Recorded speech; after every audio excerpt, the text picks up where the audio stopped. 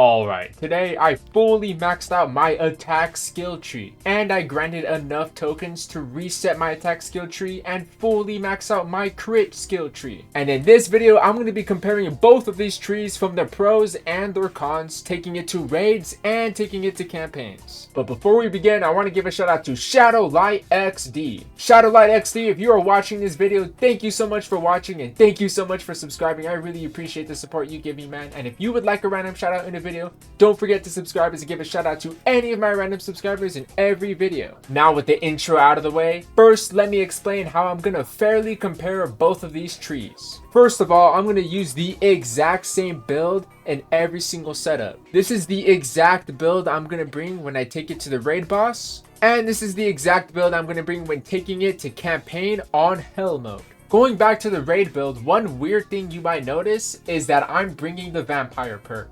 This is because I'm going to judge both of the trees without using Red Blade's Strength 5 right here. Because it's kind of RNG with how much damage the boss is going to deal to me, I don't want to have to gamble on the fact that I have to get below 80% health at a certain point in the fight. And that's why I'm bringing the vampire perk, so that I don't fall below 80% health. And if I do happen to fall below 80% health, I'm just going to leave the entire fight and run it back. But I'm going to make sure I compare both trees as fairly as possible. So this also means no extra DPS buffs when it comes to the perk slots. So no double damage, no critical perk, and no undead perk. And next, I'll show you what levels my pets are. My pets are both level 5 for P-Fresh and the cosplay pet, and I bring the supercar when it comes to campaign on hell mode, and it's just level 1. And finally, let me explain all the weapons. So the way this is going to work is that I'm going to solo the raid boss using 3 different weapons all by themselves. So first, I'm going to use the Wizzard. Next, I'm going to be using the Reaper Scythe. And finally, this may be a strange decision, but I'm also going to bring the Ghost weapon. Let me explain why I'm bringing all these weapons along with their upgrades. So my Wizzard is upgraded with 7 cooldowns to the max. The reason why I'm bringing Wizzard is because it's the strongest weapon in the game, and I imagine there are people who want to see a comparison of the strongest weapon. And next up is the Reaper Scythe, and my Reaper Scythe is upgraded with 7 cooldown to the max as well. And the reason why I'm bringing Reaper Scythe is because I mainly want to compare high tick damage. Reaper Scythe is a weapon that has so much high tick damage built into its kit from its second move and its third move that this will be a very interesting of judgment in terms of DPS.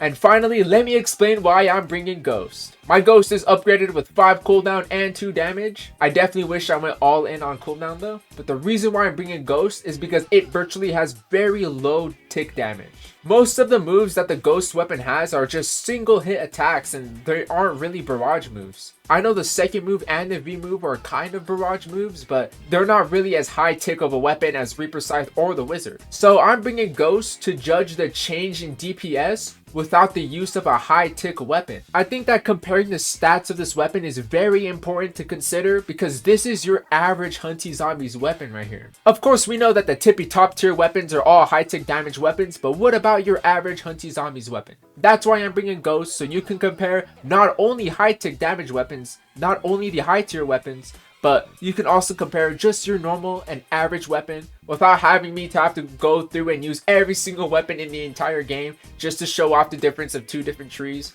I'm just going to stick to using 3 different weapons right here. So that's our plan for comparison. If you don't think that is a fair judgment, if you don't think that this is a fair judgment or there's something I could do differently, please let me know in the comments. I could grind up some more tokens so I can compare it more fairly, but I want to do my best to make sure that all information is judged on every single perspective. So here's the roadmap of what's going to happen. First, of course, I've got the attack skill tree. I'm going to solo the Reaper raid boss starting with the Wizzard weapon to the Reaper Scythe to the Ghost weapon. After soloing the Reaper raid boss 3 times, I'm going to do 1 run on island on hell mode. This is because I want to judge the con of decreasing your movement speed when you upgrade your crit tree. So after we complete campaign on hell mode, I'm going to reset my tree, upgrade my crit tree, and do it all over again. With the crit tree, I'm going to solo the Reaper raid boss using Wizzard to Reaper Scythe to Ghost, and then once again I'm going to be doing a campaign run on island hell mode. So with everything out of the way, let us begin soloing the Reaper raid boss using just the Wizzard weapon right here.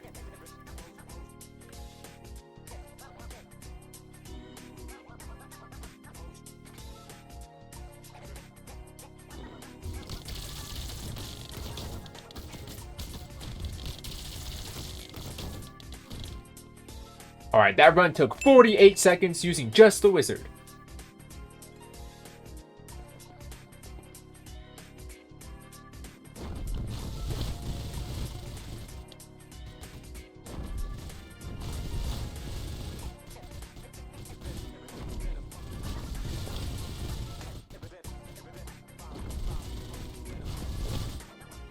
Alright, with the Reaper Scythe, that took 1 minute and 20 seconds.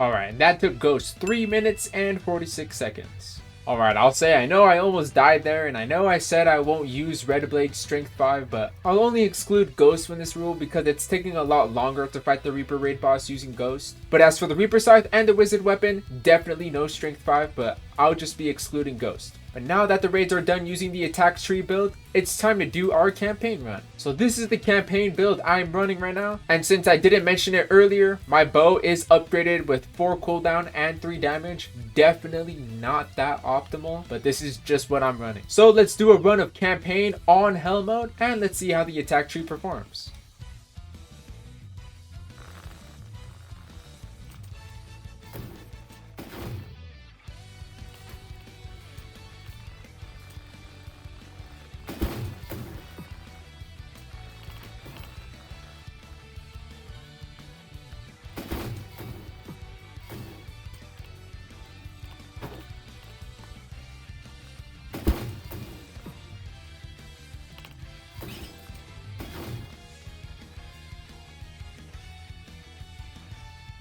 Alright, that took 2 minutes and 8 seconds. Alright, and that's the complete review of the attack skill tree build. But now it's time to say goodbye to the attack skill tree build. And we are going to reset it right now, yes we are sure. And we are going to max out our crit tree build right here.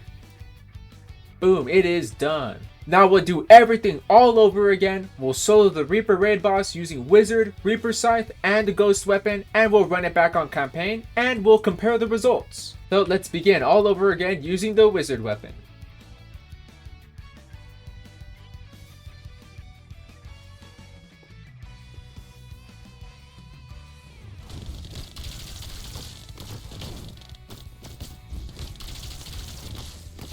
Alright, that run took 43 seconds with the crit Wizzard.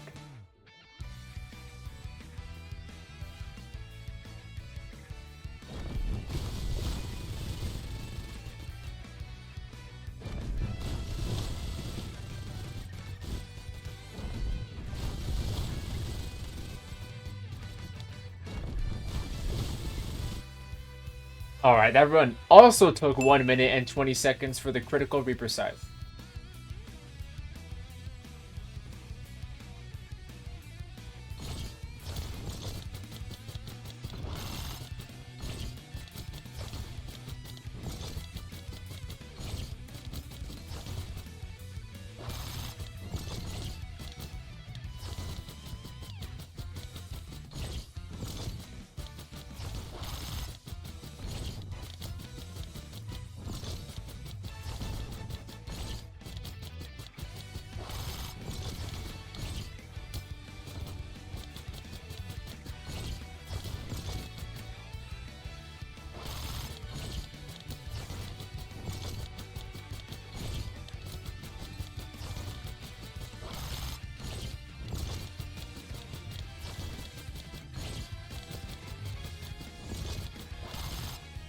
Alright, with Ghost that took 3 minutes and 40 seconds. Alright, those are some very interesting results. I want to give you my full thoughts at the final thoughts segment of this video, but for now, let's move on to doing Island on Hell mode with the crit build.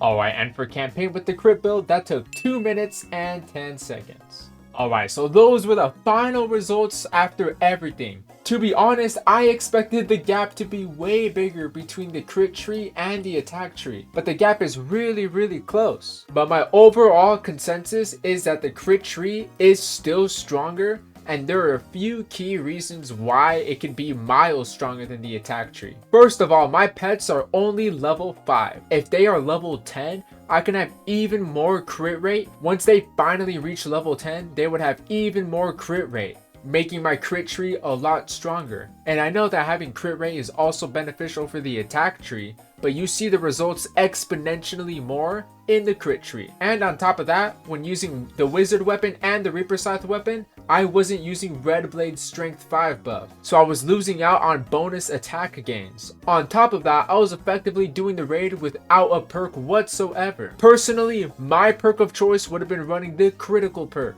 because increasing your crit chance by 15 seconds for effectively forever will increase your crit chance really close to 100% crit rate, especially if we stack it up with level 10 pets right here. And obviously there's a very small gap when it comes to doing campaign on hell mode. I only lost 2 seconds by doing the crit tree build. So minus 10 movement speed isn't a huge deal to worry about, and you can still do enough damage to one-shot the hell mode boss. So the final consensus is that the attack tree is a little stronger than I expected it to be. But the crit tree is far stronger because there is far more potential to delve into how much more damage you can actually deal. But effectively, the crit tree has a larger ceiling than the attack tree, but the bar of attack is set pretty high when you obtain the full tree. And plus, I didn't mention this, but a huge drawback of the attack tree is minus 50 health. So there are plenty things to keep in mind when considering both trees. Personally, if I want to go in on DPS, I want the most maximum potential, especially if I can get close to 100% crit rate.